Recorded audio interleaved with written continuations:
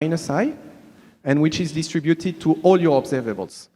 And then one observable will first measure the flag, and then apply the initial projector or the complex conjugated. Right? And this is real for sure, and I think it preserves what you want.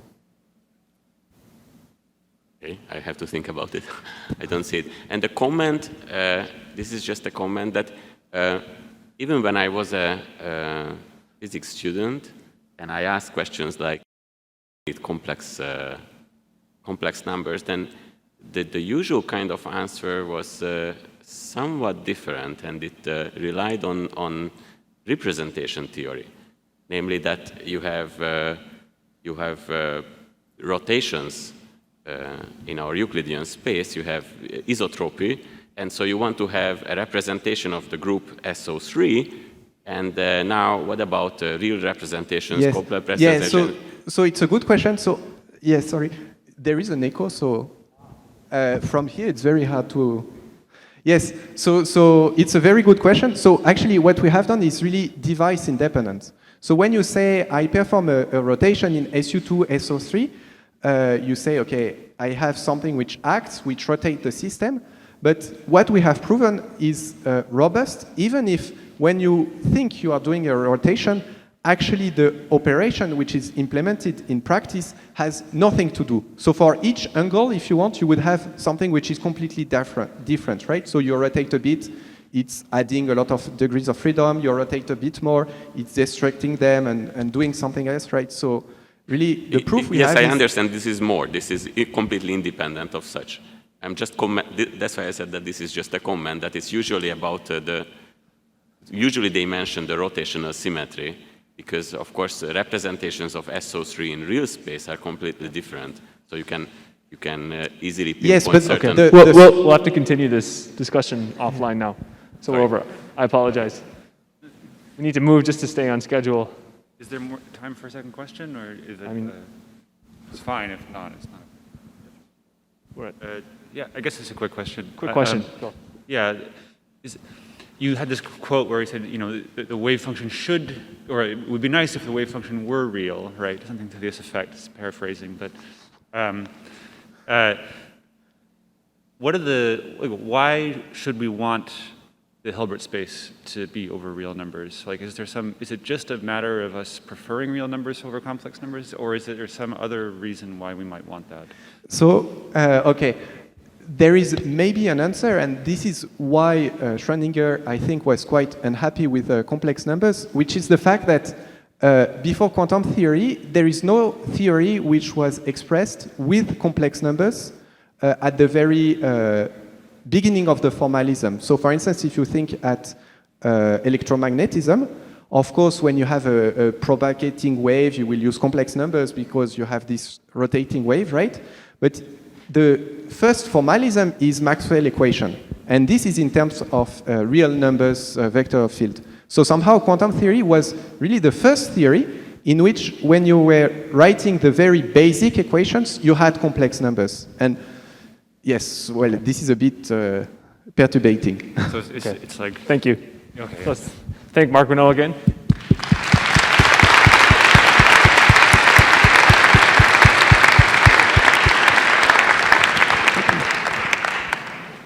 Okay, the final talk of this session will be Ludovico Lami talking about irreversibility of entanglements. And just a comment, there will be an announcement following this talk, so please hang around just for a few minutes afterward.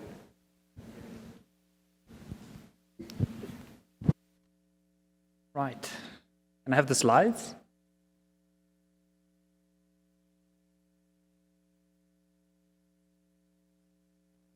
Yeah. Aha, okay.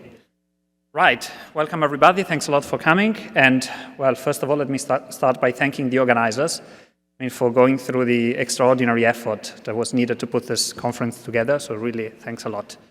It feels really good to be back at QIP. And I also want to thank my wonderful co-author, Bartosz Regula, who's also in the audience. It's been instrumental to this whole work. Okay, so the title is No Second Law of Entanglement Theory after all, so I guess we better start by understanding what a second law is in this setting, right? So what is entropy, first of all? The answer for this talk is just, it's a function that helps you understand what physical transformations are possible and which ones are not. For instance, so let's say that you have two compatible states of a system, that is two states that you are promised that they are connected by a physical transformation. So now the sense in which the transformation can happen is dictated by the entropy. So let's say that you have, I guess we don't see the full slide. Is there anything we can do to see the full slide? Yeah, better. Okay, so you have two states of a system, and you are promised that they are compatible, like those. And now you ask yourself, fantastic, now this doesn't work anymore. Yeah, you ask yourself in what sense the transformation is possible.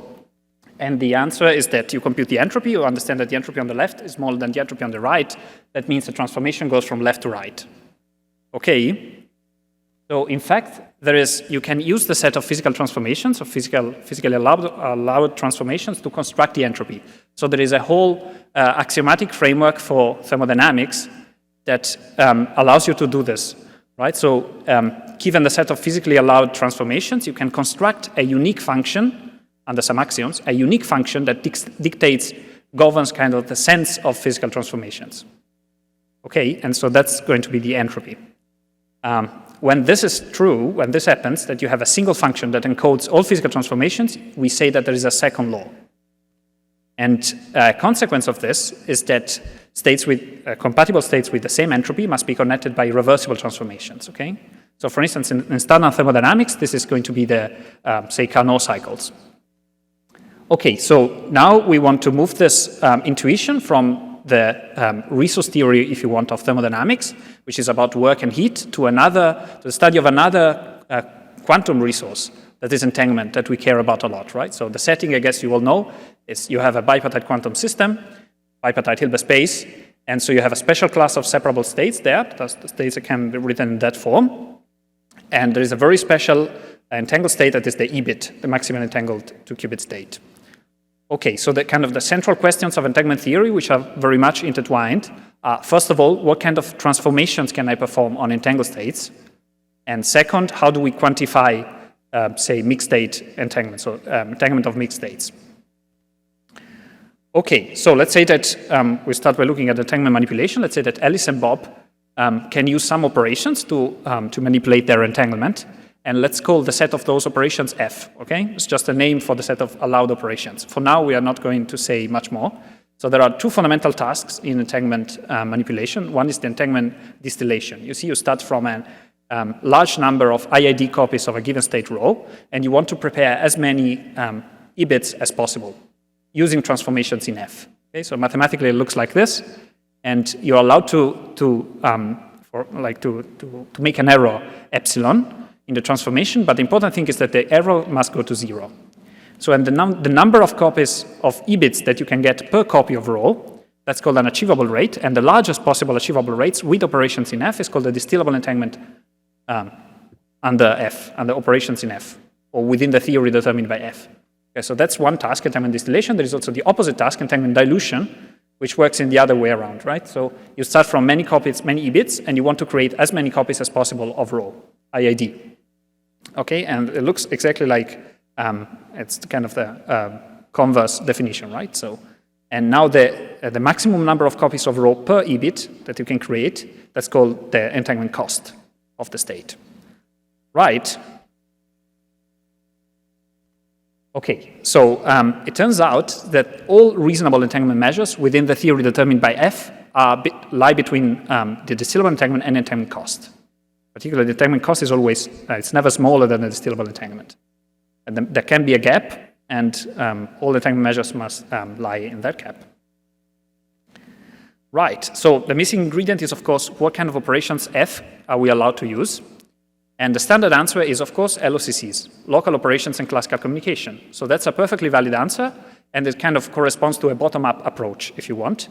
So you understand the basic building blocks, local operations, and classical communication, and you say, whatever I can build out of those building blocks, that's going to be an allowed operation. So that's a perfectly valid approach. However, we argue that if you want to study a more general theory in which you have maybe some additional resources, you will go beyond this set of LOCCs.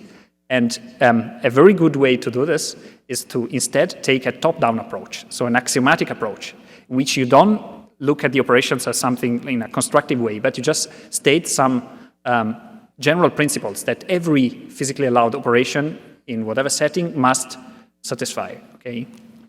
So I want to convince you that this first principle approach is actually helpful and important. So let's look at, again, thermodynamics. Okay, so the first time thermodynamics was invented was in the beginning of the 19th century, so actually 200 years ago, more or less.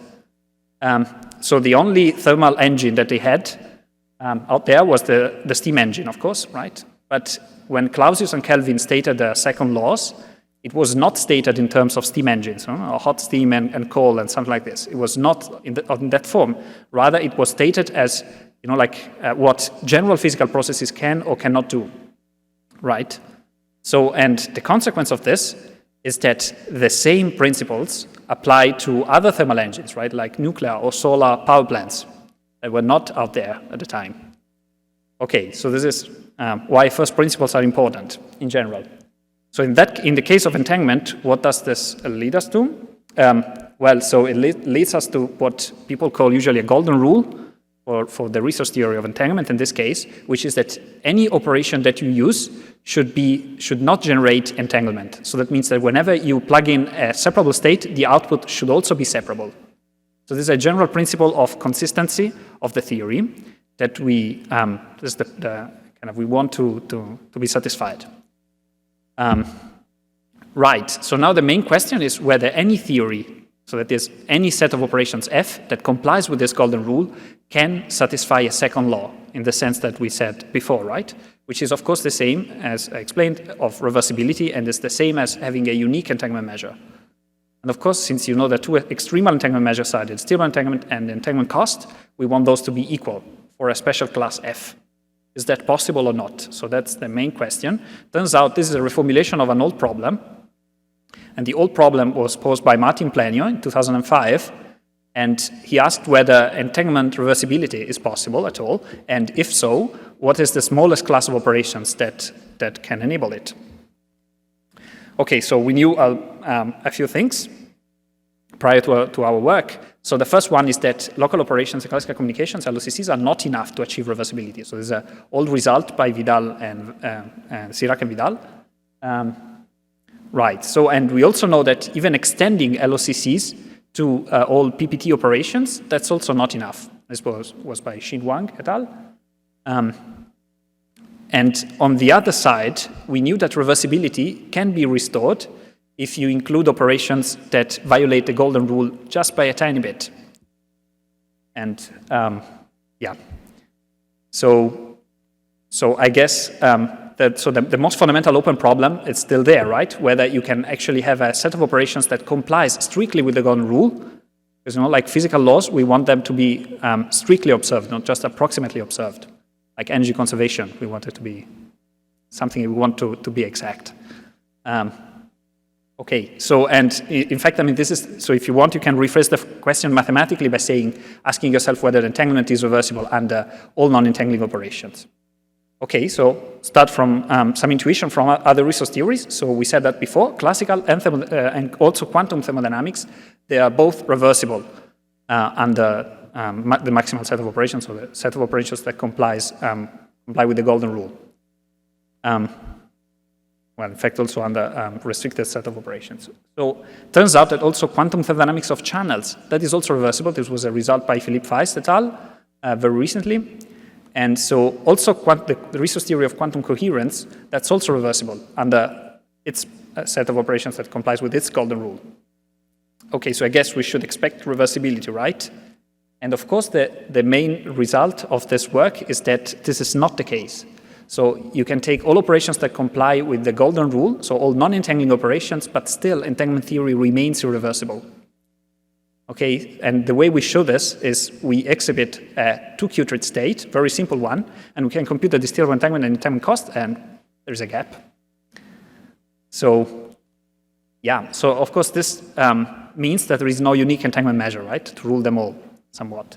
So, yeah, so there is no equivalent in entanglement theory than the entropy in thermodynamics. And so that also means that entanglement is actually, it's really different and more complex than thermodynamics. And I want to stress once more that all other quantum or classical resource theories, they all are reversible under the same assumptions, right? So entanglement theory is really, it's really different. It's the first theory that is found to be irreversible in this setting. Okay, so proof ideas. So since we are QIP, I should pretend that the proof is very difficult, but in fact it is not. It is very simple, and it looks very much like a Western shootout. So there is a lot of staring at each other, but then the actual business is super short, but intense. So bonus points if you recognize the movie. If you don't, that's for a few dollars more.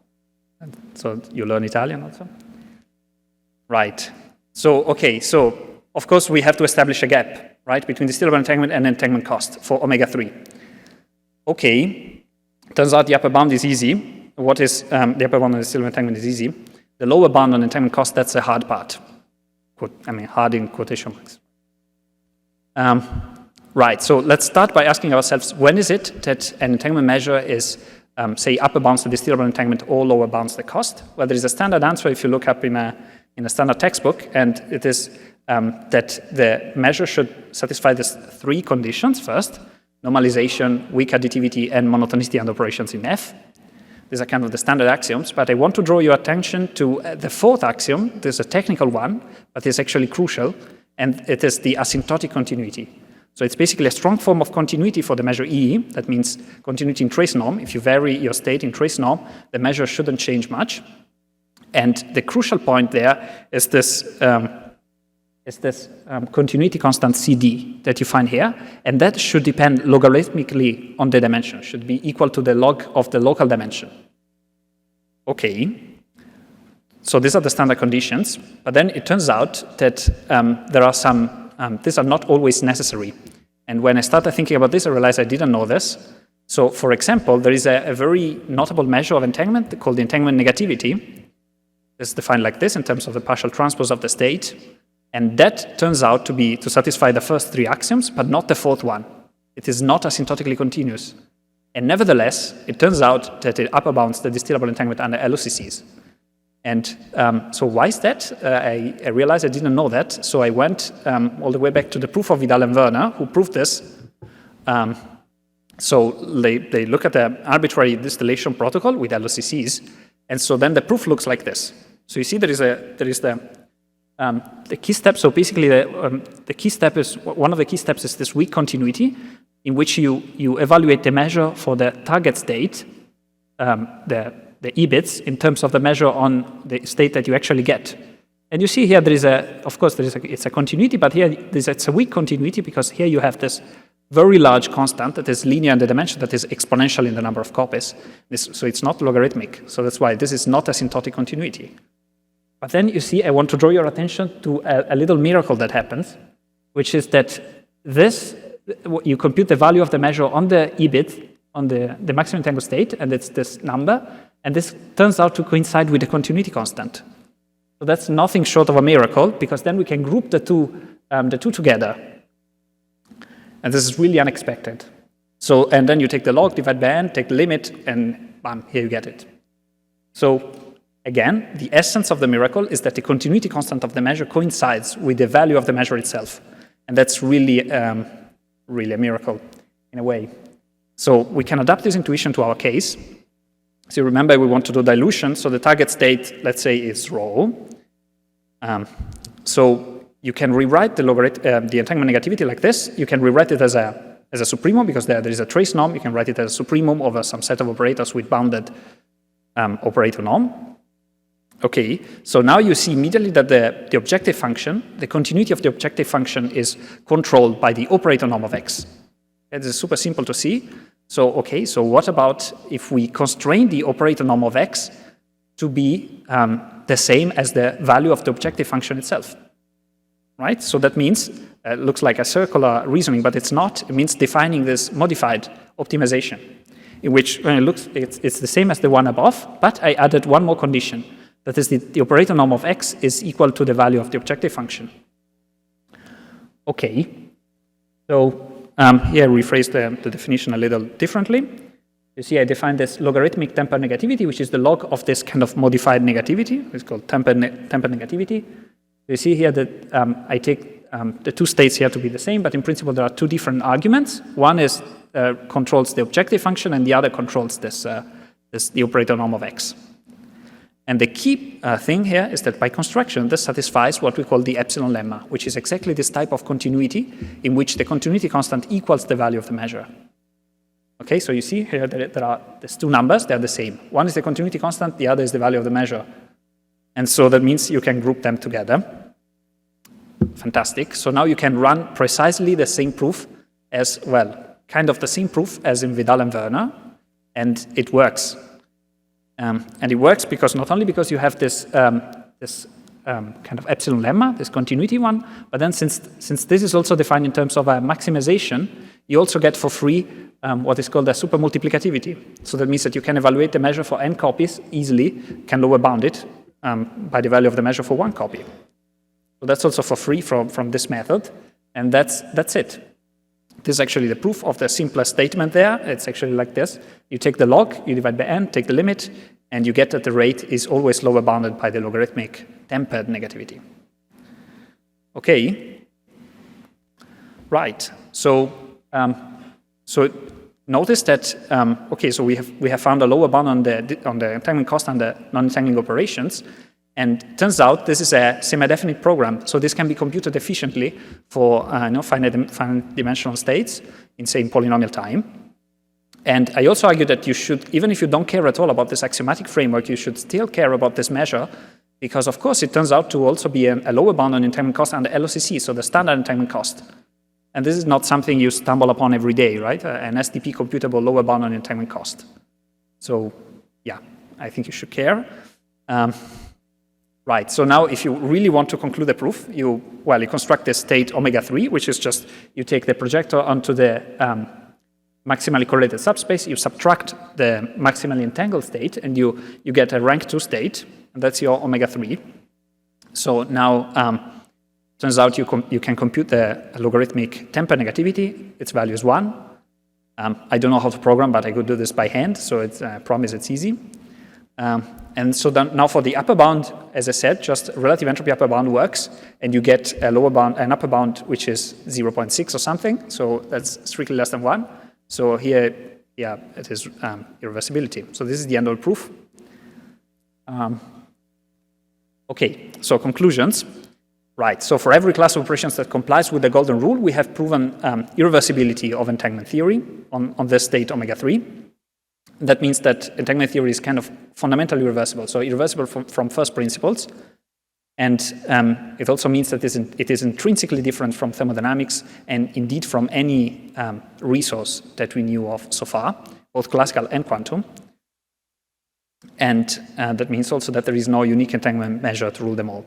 Now, I would like to thank you, but before I do, there is a last slide, which is the price of reversibility. So what does it take to restore reversibility? So there is a result by Brandão and Plenio, as I said before, that you can achieve reversibility by employing channels that generate some entanglement. Okay, so to violate the golden rule by a tiny bit. So now the problem is, how much entanglement should you generate? And the answer depends on the measure. So if you quantify the entanglement according to certain measures, a small amount of entanglement is enough. But if you quantify it according to other measures, including the negativity that we have said, seen before, that the amount of entanglement that you must generate is exponential. So it takes a lot of violation of the golden rule to achieve reversibility. And with that, I really thank you.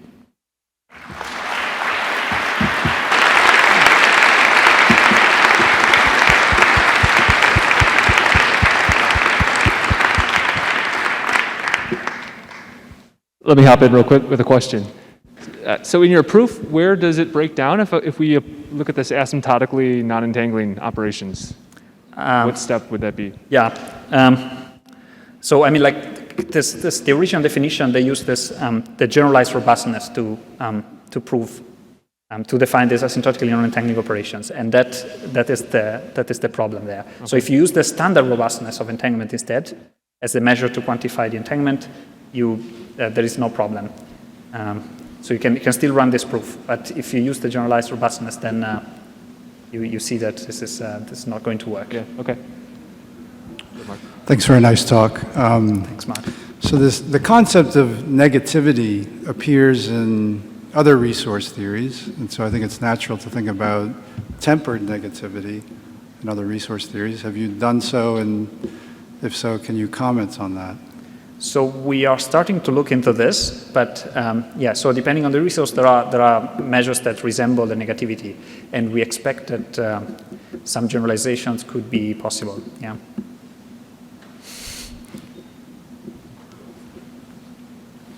So if you talk about LLCC, you know that there are these, obviously, you know, there's these two states, GHC and W, that can't be related under LLCC. So can you come with it? So yeah. these two states, GHC and W, W states that can't be related under LLCC operations, right? And so do you have some like similar example in the case where you're looking at non-entangling, like the whole class of non-entangling operations, or is that sort of an open question? So there's two states. Which states do you mean? There's GHZ states and W states. Right. Okay. Yes. So in From one of tripartite the papers that entanglement. you cited, yeah. And this just sort of shows that, you know, entanglement isn't reversible under LOCC, right?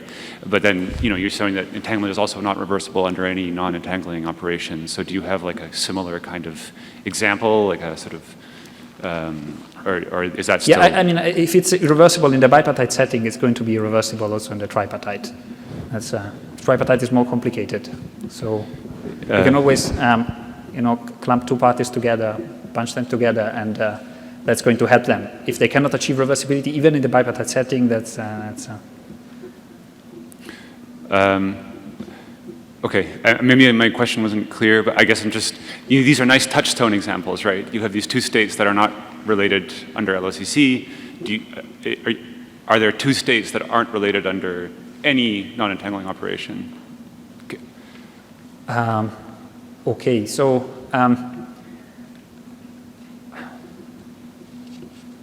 so you mean the two states that for which you cannot, so that kind of the rate is zero of transformation under. Yeah. And non-entangling. So I don't think we know the answer to this, but we suspect the answer is that it's always possible to achieve, because we suspect that the distillable entanglement under non-entangling operations, it's always non-zero. So you can always distill some entanglement if you are willing to use all non-entangling operations from every state. That's kind of one of the claims of Brandau and Plenio. So that means that you can always generate some E-bits, and then from those you can generate any state that you want. So that's why the theory under non-entangling operations is actually stronger than the one under LOCCs. So because LOCCs there is bound entanglement, so there are states for which that you can never distill. But under non-entangling operations, this is never the case. That's why, I mean, the theory is more powerful, but still it's not reversible. This is why it's non-trivial. It's not just it's not like just LOCCs done more generally. The theory is actually different. That was, okay, thank you. Thank you. Welcome. Yeah, we'll do one more. One question via email from Jonathan Oppenheim. Can you speak more louder? Because... Okay, one question from Jonathan Oppenheim. To make thermodynamics reversible, I need another large system, for example, a work system, and I allow vanishingly small probabilities that I lose work rather than gain work. In entanglement, shouldn't I also allow for an epsilon probability that I require a vanishingly small amount of entanglement to make the reverse transformation? It seems that your conclusion, for example, that you require a large amount of entanglement to make the reverse manipulation is about a particular measure which we know is not asymptotically continuous. Since what we care about are physical quantities, for example, the number of E-bits that are required or can be distilled, do your results apply to a physically meaningful quantity, allowing approximation? So, so that I heard like everything perfectly, but so yeah, I mean the measure that you use is really crucial, and the thing is also the generalized robustness that is not asymptotically continuous. So that it's not very clear what measure to use to define the set of asymptotically non-entangling operations. And the point is, in information theory is always, in my view, I mean that was I was taught, is always bad when you start by defining your task by putting in a measure that you came up with. measures should always emerge from tasks, not. So that's why measures are given operation interpretations in this way. You should never start with a measure that you think is the right one and use that to define the task. So, I mean, like in information theory, entropy is always at the, at the theorem level. It's never at the hypothesis level, never to define a task. So I think it's always bad to put a measure that you came up with in the task. Okay, thank you. Okay, thank you. Thanks, everybody.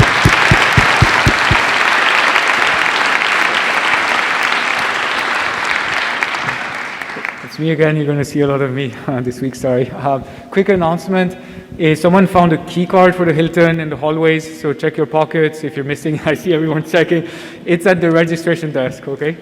So that's the end for the morning session. Thanks a lot for all the speakers. We're going to take a group picture, so we're all ready for you. We're just going to walk outside and take it on the steps that are just outside in between the two buildings. So please let's go there and line up. We'll take a quick nice picture and then you can go out for lunch.